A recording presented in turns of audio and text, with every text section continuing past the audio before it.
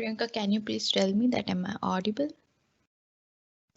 Yes, you're audible. Okay. Okay. So thank you everyone for joining today. Today we will be talking on topic how one can innovate and sell their IP and gain monetized benefit out of it. So before starting, I'll give you an outline for today's presentation. So we will be discussing about what different types of an intellectual property protections you can take on your innovations or your logo design and everything that you create by yourself, and how you can sell them in the market and get protection and commercialization benefits out of it. So when you what should I say, when you go and learn to research, nobody tells you how to learn to innovate. We are in a dilemma that research is an innovation, but it's not unless and until you go and make it something which is not already in there. It called as an innovation. But research can be just a compilation of a things which is an already there in public domain, but you may not know that already. So innovation is the next step for research, and you all can learn that. So today I'll be taking you through the steps where how innovations can be learned and how you can learn to protect them. So why I am in here and explaining you all this, what is my experience and why I want you all to protect your inventions, because I went through this phase where I learned to research, but I never learned to innovate anything and protect and make benefit out of it. So when I was in my bachelor's, I innovated a machine. It's an metal detector machine to detect and content of impurities from capsules or any solid doses forms. I actually it's a new thing which was in 2015, but I didn't know what law says and how I can protect. So I presented that in the conference, and then it becomes a public knowledge, and then I lost my right of protection.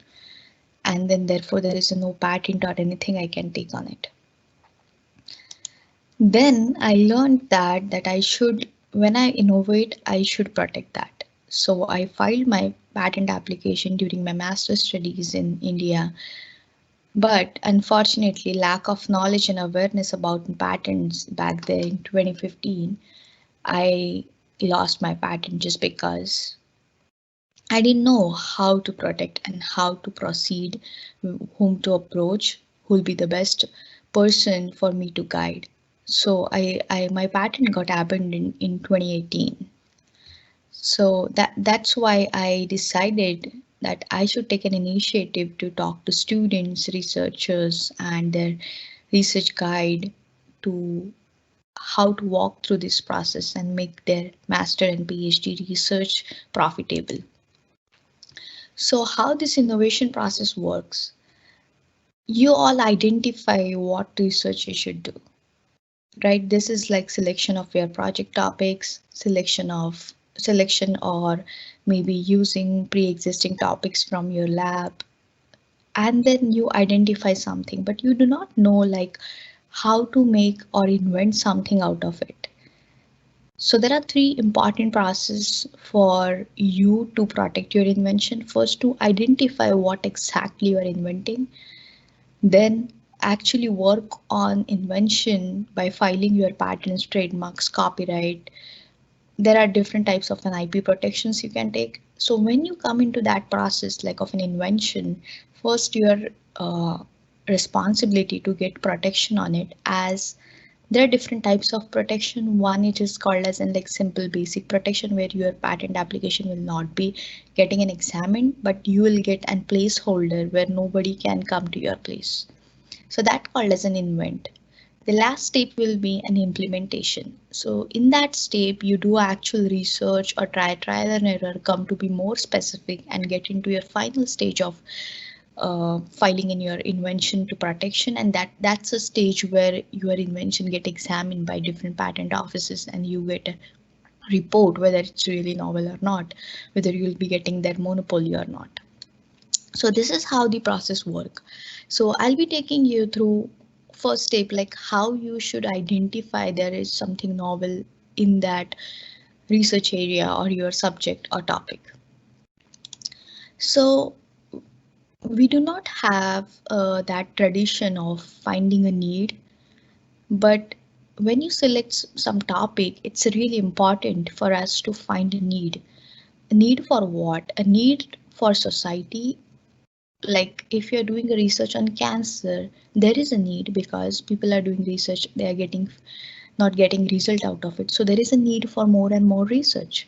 So that's a good topic. But in cancer, what exactly research you are doing? It's been previously done or not?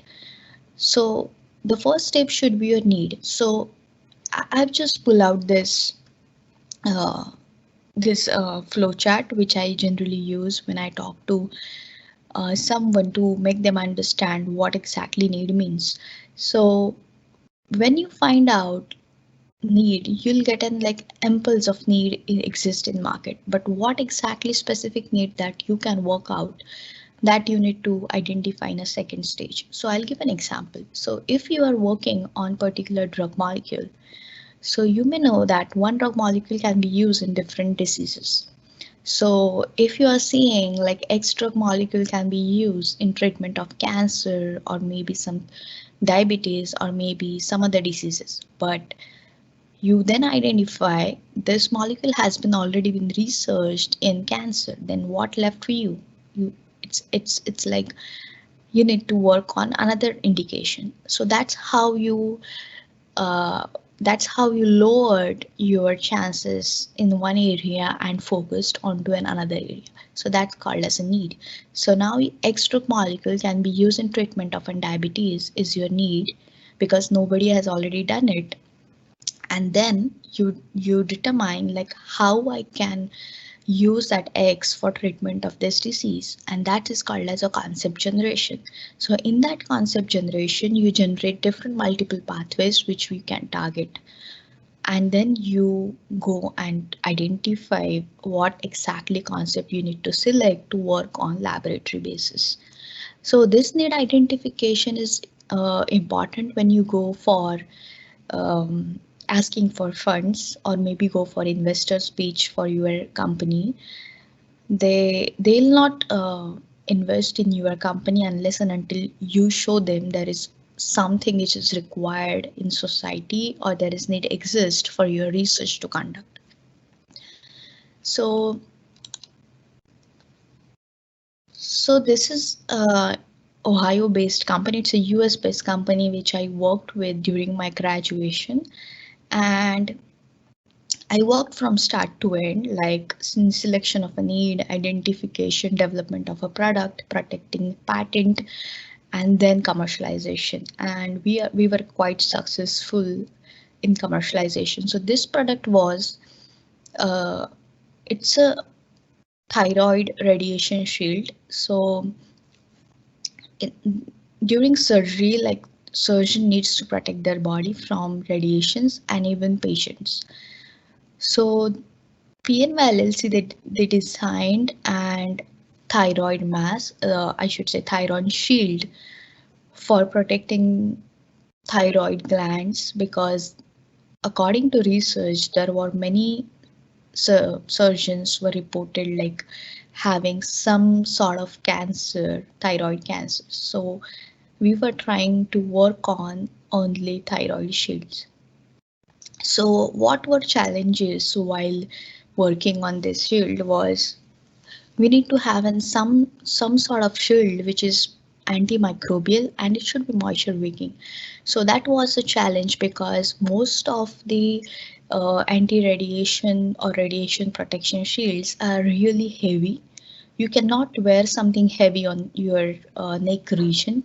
So we were trying to like find some sort of fabric which can act as a durable, and it should be like a thin layer and able to protect and standard radiation length which was regulatory standards, so we had to follow that. So that was our need. So we identified need of society here, and then we started developing our product around that need. So once we identify that this is what we can do to avoid certain disadvantages of pre-existing products, and then our product can be new. The next step was a generation of concept map. So this is a standard process of doing research where you generate a concept map where you have everything in your plate and you designed it and according to the need and analysis that you did. So our first motto was to develop something which is shield, and then we try to explore that in different areas. Like it can be comes under wearables, like it can be some dress or maybe some shield or maybe something which is a cloth or material. So we had to focus on that aspect also. So we tried to explore into area of wearables. Then another our motivation was to it should be like protected, or it should be easy to use, it should be easy to wash.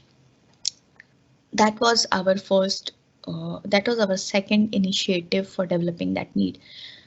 So this is around our first design. Then we tried to explore more by keeping this design aside, by thinking like, what if we do not need to wear anything? What if we replace that entire shield by using some lotion or cream, which we can directly apply on, a surgeon can directly apply on their body, and then they can be radiation protection.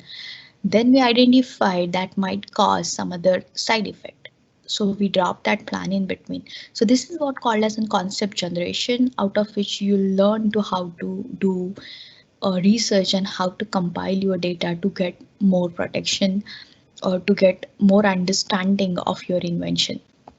So when you're done with like our generation of concept map, selection of your need, selection of your product, then the next step comes is to get protection out of it and then like exclude others from copying your invention.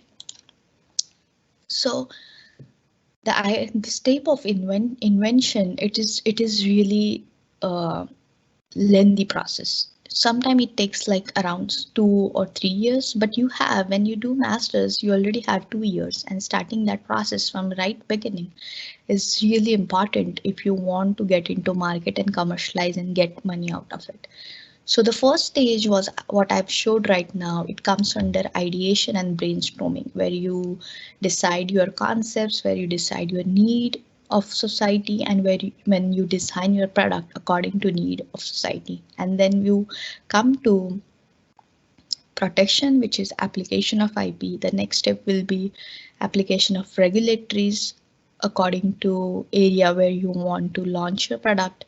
And then you decide your business team, you decide to set up your own business if you really want to go and get into this market, because it's always best thing to set up in your registration LLC before getting into market, rather than just focusing on to the academic research and going through academy. So like sometimes your college has to be there because it's a requirement that your guide and a co-guide has to be inventor, but most of the time it's not. So you can go out of your institution and set up your own business and work through your research to license it to some other company who can help you to develop prototype or maybe help you to launch your product into market. So that is the steps for invention. So I'll be focusing more on application of an IP, like what are different types of an IP and how one can protect. So there are four main type of IP which people generally practice, and they are really beneficial for startups, businesses, and solo inventors. So the first most important thing is patent, because it's not like I practice patent, that's why I emphasize on it, but it is like it's easy for it's an easy for you as an inventor to exclude others, and keep a track if somebody is copying or not. So that's why people go more with patent compared to other IPs. There are other IPs like a trademark, copyright, and trade secret. So in trademark, it's generally for logo designs and sound marks or service marks. So that comes under trademark. As you knew like copyright is mainly for music and novels. That's a really a famous area for one can take copyright. And the trade secrets are mostly by government agencies or big companies who do not want competitors to know their product for unlimited time. And there is one biggest issue with the trade secret.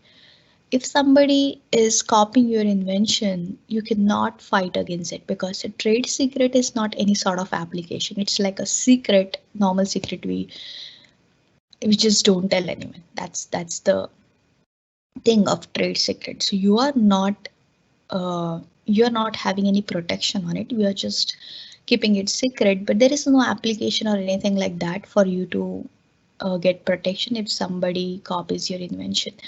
But that's not the case in patent, trademark, and copyright. If somebody is infringing on you, you have rights to like get a lawsuit and think of having some legal proceedings. So I'll first talk about patents.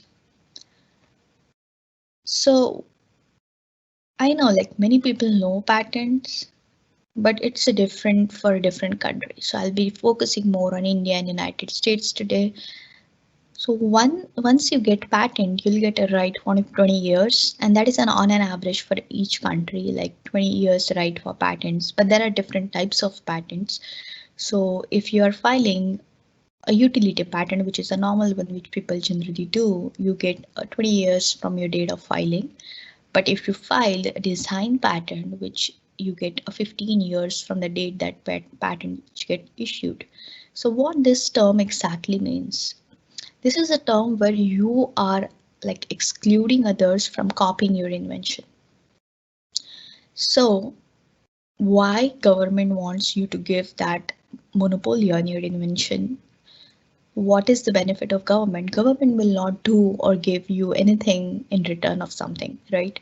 So you are giving something back then after 20 years when your patent get expired. What I mean, once your patent expired, anybody can copy and it's a property of public. Then after 20 years, you cannot stop anyone from copying your invention. So government gives you 20 years of monopoly in exchange of lifetime availability of your invention to public domain after that 20 years.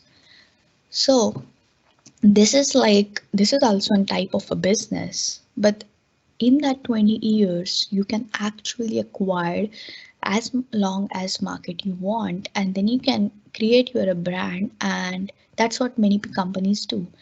In the pharmaceutical industry, there is trend that extending that term of 20 years by considering regulatory delays, by considering and any other exclusivities.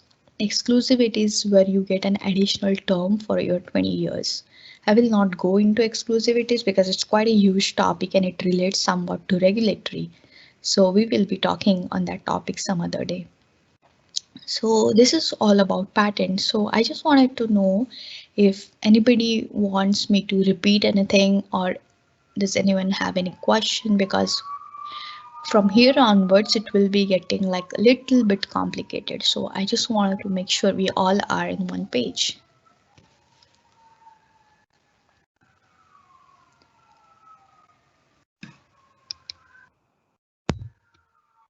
Priyanka, any questions? Yeah, currently there are no such questions. You can proceed further. Okay, sounds good. So there are different steps for you to get into process of innovation. There might be more steps, but these are like a general step that one should follow. The first step is determine IP you want. So now we are determined that we want to go for patent. So then the next step is what is you are inventing? Is it really patentable or not?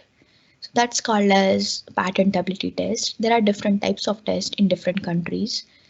In patentability, there are different criterias. Your invention has to new, it should be novel, and it should be not obvious to anyone in that area. So that comes under patentability, and it is a little bit similar to all countries. But in India, we our invention should be novel, new, and it should not like obvious to anyone. But they do not say that obviousness criteria explicitly. It just send like it's like implicit test that every examiner use when they evaluate your application. So there are different laws for this. In Indian patent law, there is entire chapter 3 in Indian Patent Act 1970, which talks about what we cannot patent. And in United States, there are a section 101, 102, and 103 of US patent law that talks about what you cannot patent. And if you want to patent, then how are this test will going to apply on it. So once you determine whether your invention is patentable or not, the next step will be is get ready to file and prepare and submit your application with respective patent office. So this, if I consider like I'm filing my patent application today, there is some timeline where your patent gets published into public domain. It's called as a publication, and then examiner starts examining it, and then examiner replies you saying that like whether it's patentable or not, what all things you need to change, and how is examiner is going to examine your application. Either you get approval or denied, and then if you get approval, then you have to maintain your patent by paying some sort of premium every year for the 20 years. So this is what the general process is. So in the sixth step where I mentioned that you need to work with your examiner, what do I mean by work with examiner is examiner will give you an different communications where he'll ask you for some other things in your application, like whether do you have any additional studies, viability, or any data which may prove your invention is novel and why you are saying invention is novel. If examiner finds some other studies which might be related to our invention, examiner may deny our invention saying that the prior art says similar thing which you are trying to protect. So if there is some relevant prior art, it means it's not your invention, it's somebody else. And why? Then that may be a different scenario where you have to actually evaluate whether you are infringing someone else's invention, and it's not good thing to do because lawsuits are really costly compared to filing patent application. So these are the basic steps that one should follow while going on to like patent application process in nearly all patent offices. So there is a standard definition for patent and what things that you should patent. So it's not like that you'll come tomorrow and say that it's a tree and I just wanted to patent that because I discovered that tree. So discovery is part of research, it's not a part of innovation. So the tree or any plant is part of nature, and you cannot say that it's you just discovered that means it's yours. No, it's nature, so you cannot patent. So what forms or what things you can patent is machine, any useful process or composition of matter, any new or useful improvement in actual process that can be easily patentable if they satisfies criteria of novelty, obviousness, and new step. So when we move to next step, that is determining what kind of patent you need. As I've mentioned, like there are different kinds of patent. One can be utility, other can be design, some can be plant patents. So in India, we have utility and computer related invention patents, and we do not have business patents, design patents, and the method of treatment patents. So in other countries, we can file method of treatment patent, which is, as I've mentioned, like X drugs for treatment of diabetes. We can file that in United States and Europe and other countries, but not in India. In some developing countries, we still cannot give someone monopoly on any sort of disease treatment, because once we get patent on any disease treatment, it can be costlier for some community to handle that type of cost for treatment. So that's why in India, we do not have patents for indications. We do not have patent for business methods, because if somebody is protecting particular business method and he is successful, then developing countries cannot handle that monopoly, and then other businesses will not be that much successful. So in United States, we have almost patent ability on everything excluding things obtaining from nature and abstract ideas. So what is abstract idea? So abstract idea, it means you are writing computer code, and it's just a replacement for what human does. So example for that is, if I am I should say AI, that is artificial intelligence. It is just what we are collecting data and asking machine to learn and give some output. So that learning phase is what human does. So we cannot take patent on something is just a replacement of what human does, and you are just doing that by using some software, and it comes under category of an abstract idea. So if you are saying that human just think something, but the output is what machine is giving, then it can be an criteria where it's not under abstract idea.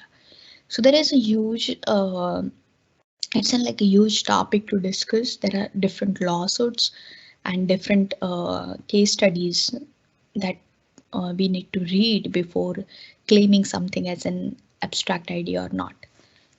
So I'll talk more about what is utility patent, design, and plant patents. So utility is like a functional thing.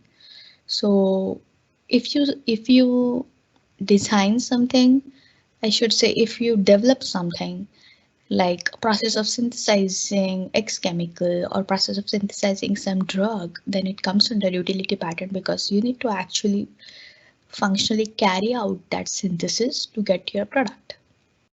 So machines, process, product, composition of matter, they all comes under utility patents.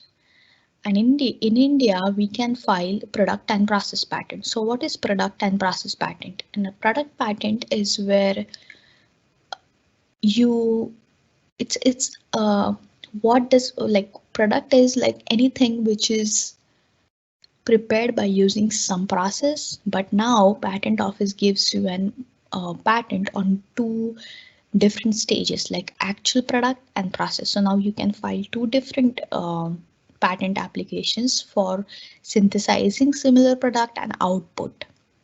So why there is this product and process thing is going on? Because one product can be synthesized by using multiple pathways. So that time, if output is already been protected by someone, and if you want to synthesize that output by using some other process, you can go for process patent. Next is a design patent. So something is, some products, they do not have any functional thing, like a spoon, like chair. We they are more on their designs as compared to their on their functions. So when you go and do shopping, you look for their appearance as compared to their function. So that type of products can falls into category of design, and we can file design patent in United States and European countries. The type of patent is a planned patent. So now you'll say that you previously mentioned that you cannot obtain something from nature and go and get patent, right? So what this planned patent is different from that normal scenario is, if you are producing something asexually, I mean you are producing something in laboratory in vitro synthesis, then you can get patent on that. So some people do mutations in a plant species and they identify some or discover some new species which is not in nature, not naturally obtained. So that called as an asexual production, and then we can patent on that. So it comes under category of plant patent. This is the most easiest patent to file because there is no requirement for you to write or any different sort of requirement like non-obviousness, all that, because if you think that this is a sexually produced plant, you have to give specimens to patent office, and then they researched on that specimens by using digital libraries or different labs with working on plant related studies, and then they give you approval. And the most important thing in case of a plant patent is that you have to store that specimen for entire life of plant patent. So it is like a 14 years for a term you have to store that specimen, because if you are getting any protection on that, you have to have your specimen with you for entire time, because patent office may ask you specimen sometime in between term of your patent. So now you decided some sort of application to file for your invention. Now you have to decide what type of application I'll file. So there are different type of patent applications and there are different types of filing applications, I should say. So there are different category of patent application: utility, design, plant, product, process, and there are different types of stages where you decide which application to carry out. So, and it's called as a provisional and non-provisional application. So provisional one is where you file at the stage where you do not have complete research and you are just started but still want to get protection, because like I'll explain you. So the thyroid shield experiment which we did, in that stage we had an idea, we developed a prototype, but getting into commercialization we need to uh, contact some companies for fabric or maybe some other some companies for some regulatory things. So we cannot directly go and disclose our idea to them because it's like easy for them to copy because they are well expert in that area. So what we did, we filed provisional application. So why provisional? Why not non-provisional? Because provisional application it's just active for 1 year, and after that you have to file and complete, which is a non-provisional application. So provisional application it's just a placeholder which we go and say patent office that this is an our invention, just keep it for 1 year and after that we will come and file complete application and then you can examine. So this is how provisional works. So provisional gives you a particular date and that date can be further used. If somebody copies your invention, then you can say that this is mine because I have already filed. So the day which you filed your provisional application will be your filing date. So it's not expensive because it's not examined by patent office, so patent office will not ask you for different types of fees.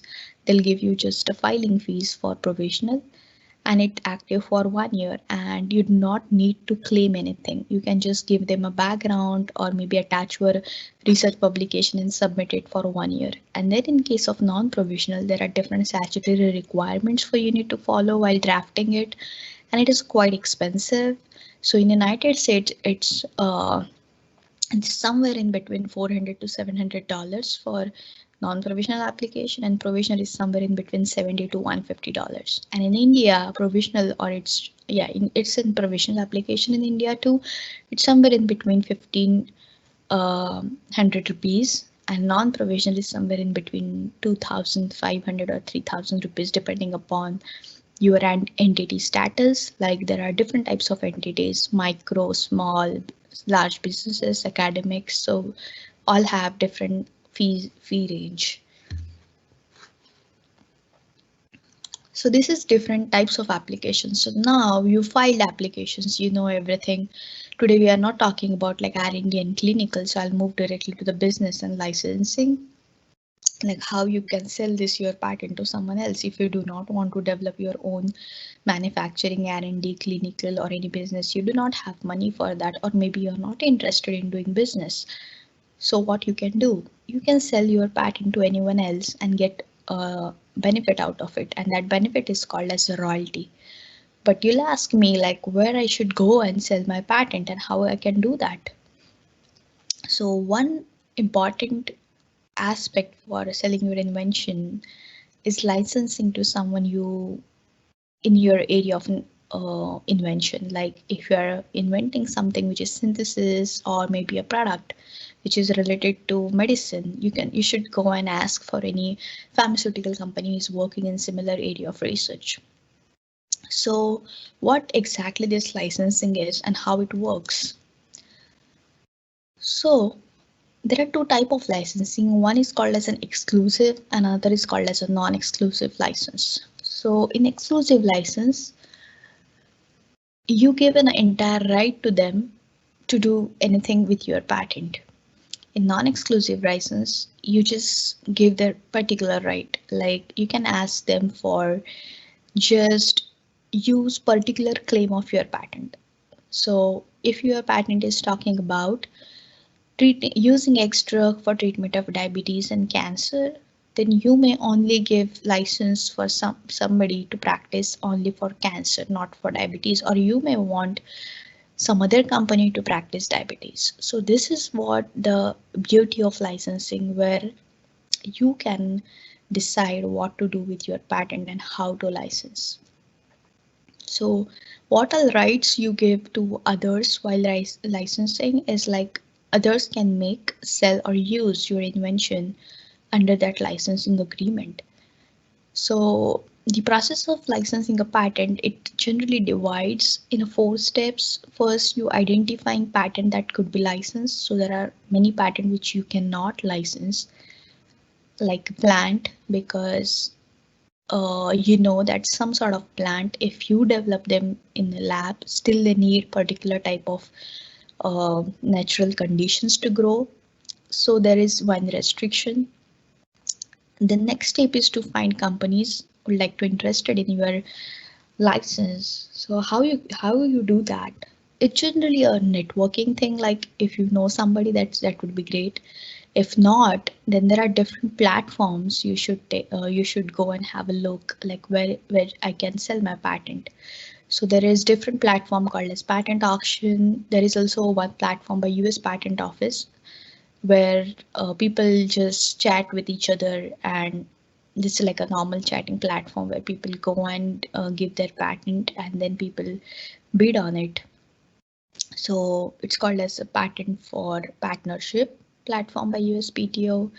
Then there are different company websites, like different Fortune 500 companies. They have open innovation platform where if you have a patent, you can ask them through that open innovation platform to license your invention. So it's quite famous that people do and go through open innovations and they get licensed with $1 million deals in licensing their patent. So it's quite a big trend in the United States for going and patenting and doing licensing and getting passive income, because who don't want that $1 million by just selling their own idea?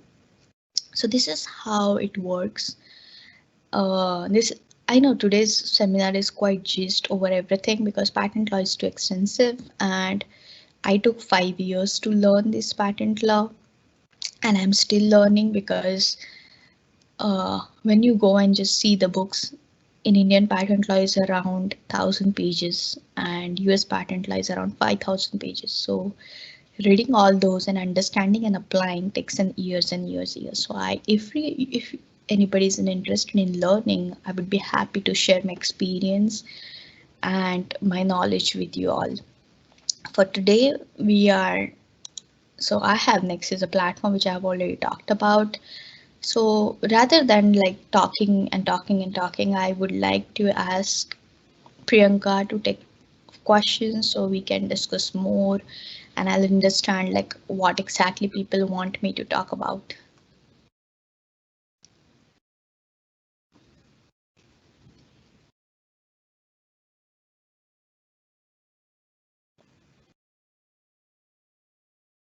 Priyanka, are you there? Yes, I'm there. Okay, so do we have any questions? No, we don't have any questions. We have, but we'll discuss further. Okay. Sorry? Do you want me to discuss it right now? The Yes, question? because I'm done with my presentation, so I Okay. would be happy to take questions. Okay. So the first question asked is, who can claim copyright? Anybody can get copyright. You can get copyright on any sort of text material that you want or any sort of content you generate on social media. And copyright is like you do not need to go and apply. If you create something, you can simply get copyright on that by claiming claiming that as your content. So you have by default copyright on that. Okay. So the next question asked is, Mhm. what is the cost of IPA or professional courses and are helpful to get a job in a pharma? Your voice is getting stuck Okay. in between. Can you repeat the question? You are not audible. Am I audible? Yes, Yeah. So the question, I'll repeat the question. sure. What is the cost of IPA or RA professional courses and are Mhm. helpful to get a job in a pharma MNC? Okay, so IP and RA is quite different field, but as I know more about patent or IP, I should talk about that. Yes, you're right. The courses is really expensive. It depends like which course you take, and it's really I should say it's really depends on which university and courses you take. So in India, I did my program in patent law from National University of Law, Hyderabad, and that is the only one university I recommend to anyone if they really wants to pursue this profession. And coming to job, it's all about you, how you learn patent law. When you generally go for interviews in India, there is a trend that people do ask you law and sections. So if you master those laws, then it's really bright future for you. And it's important for you to understand how to apply that law in daily lives and to the clients. So it all depends upon personal approach, how you learn. But I cannot say like just doing a course will give you a job. That's not the good thing to say. Okay. Mm-hmm. We have next question. Sure. So how long does patent protection last? Okay. So as we discuss, generally on an average, it should be 20 years from the date that you file. And it's a filing date where you file your complete application. That's the non-provisional patent application, not the one which is a placeholder. So on an average, it's 20 years. But in some cases, you get an extra years or maybe 5 or 3 years depending upon what type of invention is. So coming to pharmaceuticals, if your molecule is NCE, that is new chemical molecule, and you are going simultaneously with FDA and patent office, sometimes FDA delays your process of regulatory. So patent office gives you an advantage of adding that delays in your patent term. So it's called as an exclusivity. So there are different types of an exclusivities, like if your product falls into category of pediatrics or um, risk management related disorders like a cancer, then you get an exclusivity of more of 3 or 5 years, and then your term goes up to 23, 25 years.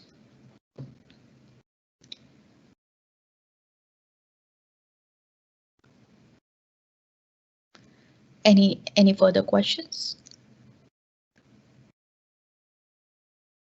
Yeah, we do have. Sure. What is the basic difference between Indian patent and US patent? Yes, that's a good question, and there is a lot different because the United States is quite developed and they had their first patent law in 80s, while in India it's quite recent. So in United States, the major difference is that in US there is no restriction for business methods, no restrictions for method of treatments, but in India there is a restriction for that. Next step is a prosecution process. In US on an average it takes 2 years for patent you to get a grant, but in India it takes around 4 to 5 years for you to get grant, because it's a prosecution timeline. So in United States, your patent get published in public domain in 18 months and then it starts examining. But in India, you have 48 months before actually getting examination of your patent.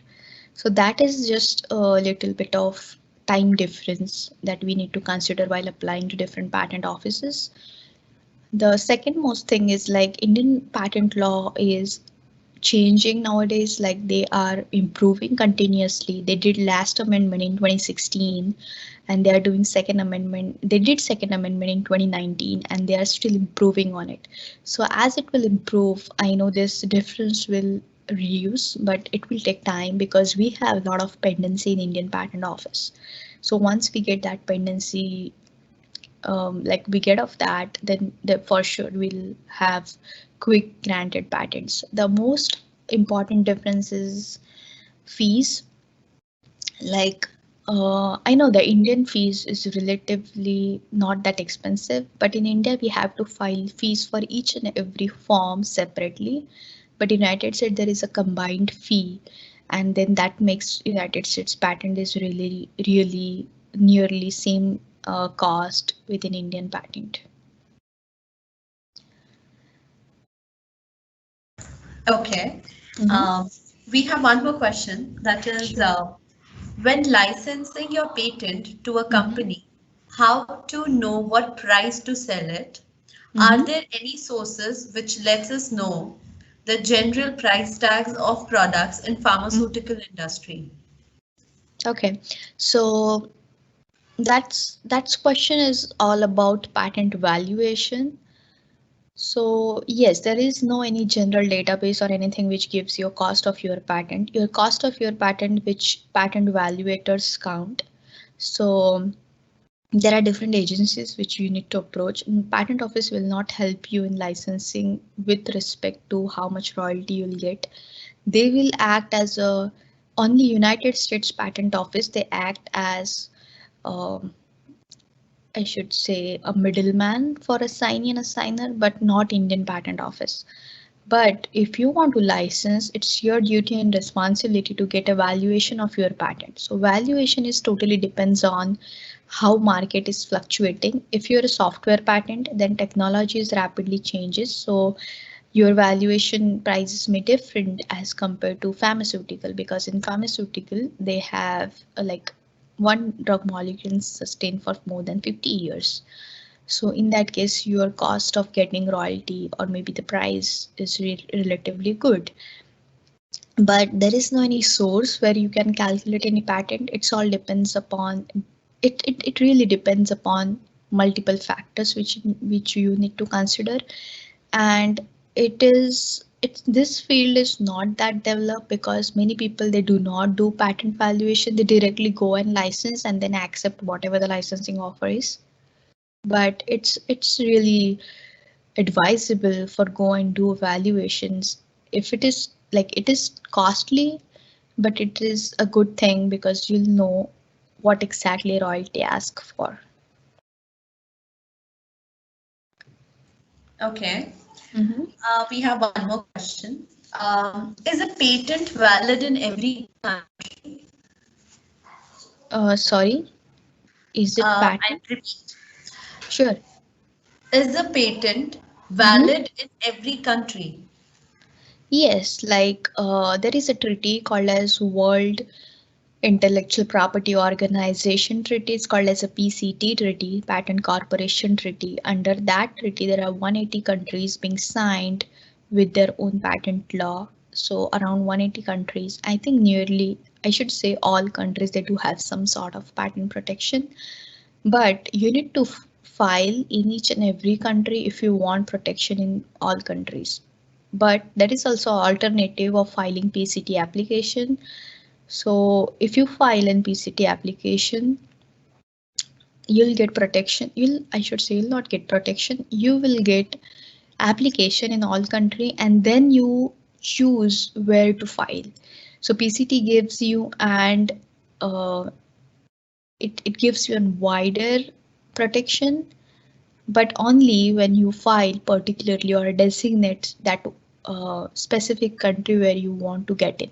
So out of that 180 countries, people generally file in US, Europe, UK, because UK is now been having separate patent office, China, Japan, Korea. That's are the main states where people do file.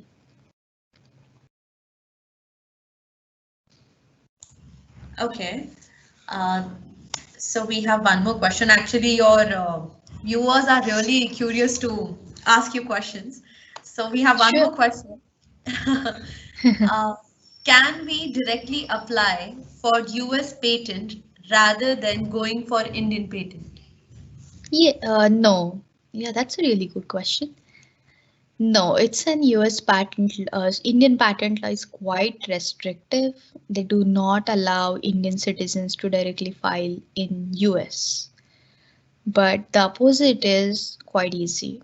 In US government allows you to file anywhere. They do not care about what you do with your invention because it's yours. But being a developing country in India, they do not allow to do that. And that's quite makes sense because they do not want their inventions to go out and make difference in other country rather than in India, because there is a still need for Indian government to have more inventions. So how to proceed that? So you have to first file an Indian patent application in India. Then there is Form 27, which allows you to get an foreign filing license, and then you file in other countries by using that foreign filing license. So first responsibility of yours is to get that foreign filing license before applying to any other countries other than India.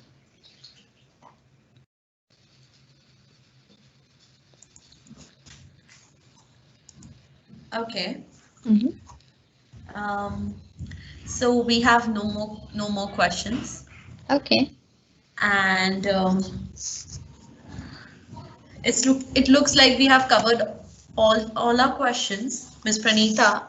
Is there Mhm. anything else you wanted to cover before we wind up? I did almost everything because I was thinking like if I get questions, then I can talk more about that topic. Okay. Mhm. So, so I think we should end up. Sure. Yeah.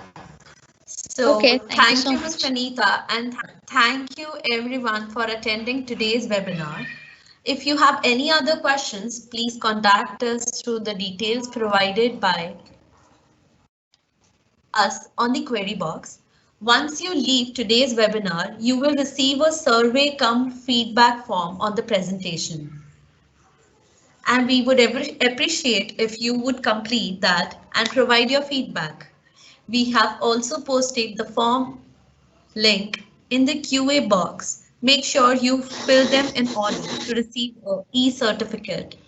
You will also receive a follow-up email within 24 hours or 48 hours with your e-certificates and the link for YouTube channel with the video of today's webinar. If you are wishing or planning to protect your innovation, you can contact us or send us a query mail to the details provided in the QA box. We provide all sort of patents related services and a 30-minute consultation with respect of your innovation. Our next webinar is on scope of bioinformatics in pharma. So if you guys are interested, please do join us. Till then, for more updates, stay connected and subscribe our YouTube channel and follow us on Instagram. On behalf of Aposage and our presenters, thank you for joining us today and have a great day ahead.